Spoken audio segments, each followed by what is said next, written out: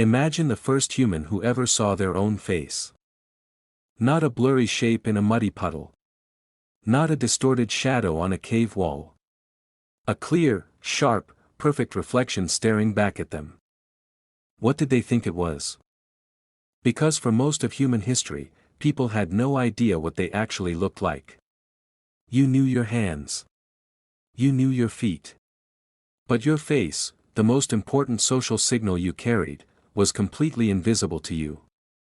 You lived your entire life never truly seeing yourself. And then, something changed.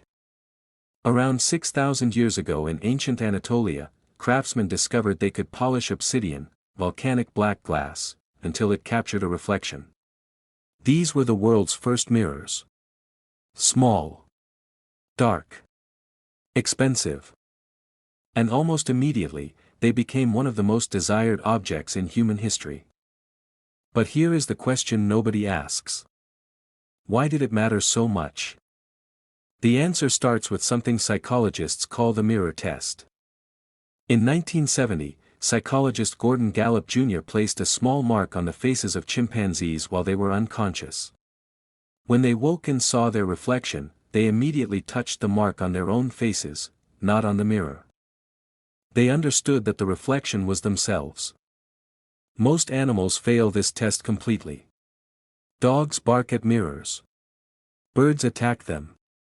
Fish swim in circles around them for days. But chimpanzees pass. Orangutans pass.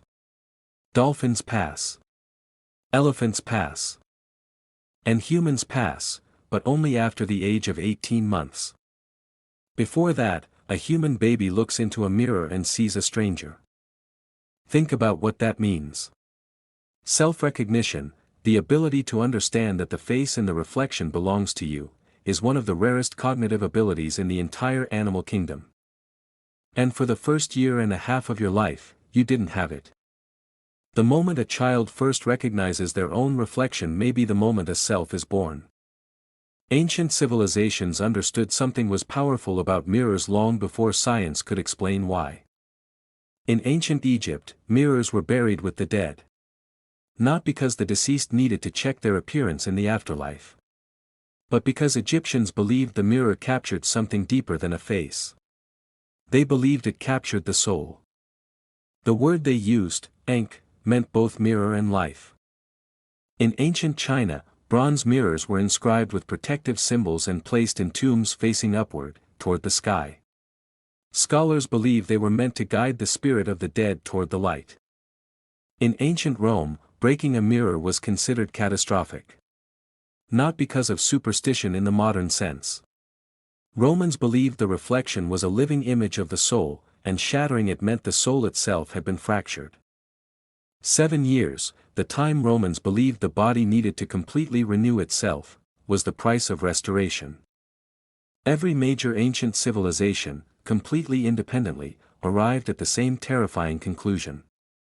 The mirror showed you something that should not be looked at too directly. So why were humans so drawn to something they feared? Psychologist Roy Baumeister has spent decades studying the human need for self-awareness. His research suggests that humans are unique in their compulsive need to observe themselves, not just physically, but socially, morally, and psychologically. We are the only species that asks, am I good enough? Am I better or worse than I was yesterday? What do other people think when they look at me? The mirror didn't create this obsession. It fed something that was already there. In 2008, researchers at the University of Bamberg found that people who spent more time looking at their own reflection showed measurably higher levels of self-critical thinking compared to people with less mirror exposure. The reflection wasn't making them more confident. It was making them more aware, and more judgmental, of every flaw. The mirror had become a machine for generating self-consciousness. And the world had been building more of them every century. By the 13th century, Venetian glassmakers on the island of Murano had discovered how to back glass with a thin layer of tin and mercury, producing the clearest reflections the world had ever seen. These Venetian mirrors were so extraordinary, so precise, that they were considered state secrets. Glassmakers were forbidden from leaving the island under penalty of death. A single Venetian mirror sold for more than a painting by Raphael. Kings spent fortunes on them. The Palace of Versailles, built by Louis XIV as the ultimate symbol of French power, contained an entire hall of mirrors stretching over 70 meters, lined with 357 individual glass panels. A room designed entirely so that you could never stop seeing yourself. What does it say about power that the most powerful man in Europe chose to surround himself with his own reflection? The Industrial Revolution changed everything. By the 1850s, a new process using silver nitrate made mirror production cheap enough for ordinary households. For the first time in human history, the average person could look at their own face whenever they wanted. And almost immediately, rates of appearance anxiety, vanity, and self-consciousness began climbing in ways historians are still trying to fully understand. Psychologist Christopher Ferguson has argued that the widespread availability of mirrors fundamentally altered how humans relate to their own bodies. Before mirrors were common, people described themselves primarily through what they could do, their strength, their skill, their role in the community.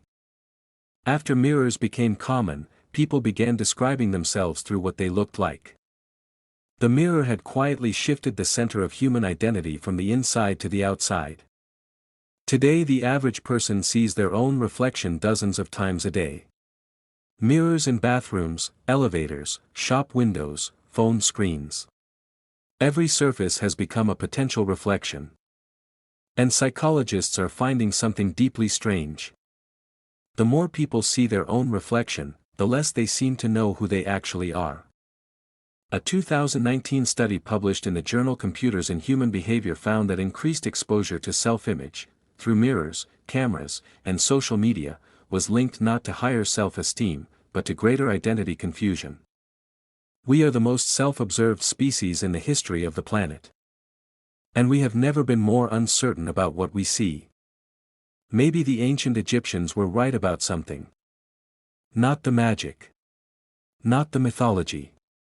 But the instinct. The instinct that the face looking back at you in the mirror is not quite the same as you. Because the reflection is always reversed. Always still.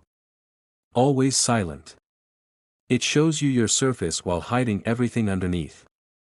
It shows you one frozen moment while you are constantly changing. You have spent your entire life looking at your own face. And you have never once seen it the way anyone else has. The mirror promised to show you who you are. But perhaps the most unsettling truth is that after 10,000 years of staring into our own reflection, the question it keeps asking us has never changed. Who is that looking back? And are you sure it's you?